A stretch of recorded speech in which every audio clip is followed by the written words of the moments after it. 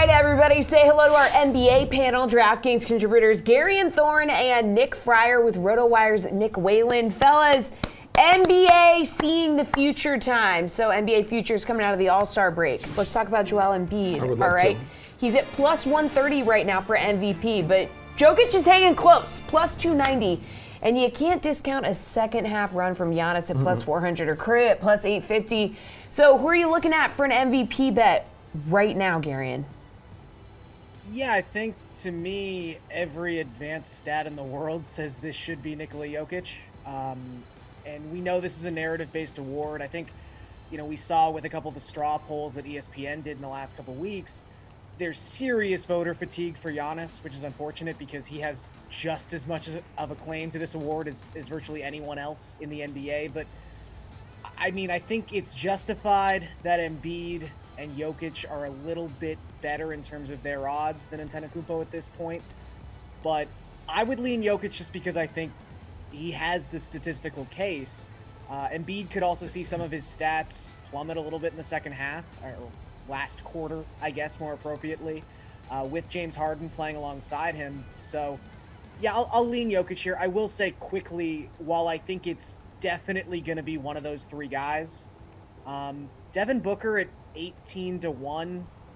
With no Chris Paul, probably till the playoffs, if the Suns win like 68 games, again, even in that scenario, I don't think Booker probably takes this. I think the other guys just have too much of a head start. But yeah, if the Suns are like 68-14 and Devin Booker is averaging 30 points, 8 assists, and 7 rebounds across the last 25 games of the season, he might deserve a look too.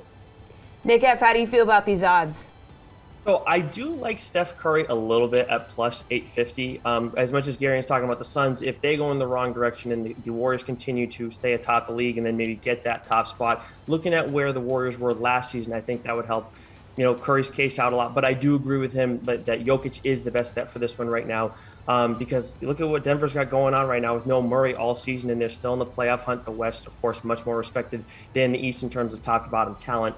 And then when you look at Embiid too, his numbers could get hurt in the second half. If they don't perform with Harden there, that's going to hurt too. The only thing that could help Embiid from a narrative standpoint is if Harden kind of doesn't play like he did in Brooklyn, and then Embiid and the Sixers still kind of continue to do what they've been doing the whole season. That's the only thing. But other than that, I still like Jokic more so. All right, who do you like more, Nick W.? Yeah, there's not a ton of value with these top three guys, and there's so much variance. I think, Nick and Garion have done a good job kind of laying out the cases for what could go right or wrong for any of them, that you wouldn't feel great, getting Nikola Jokic at basically 3-1. He would be my pick for the award. And the reason for that is I think there are the lowest expectations for Denver as a team. And, I think they've already exceeded those expectations. They're 8 games above 500 with Jamal Murray playing 0 minutes, Michael Porter Jr. playing something like 9 games and being terrible in those 9 games.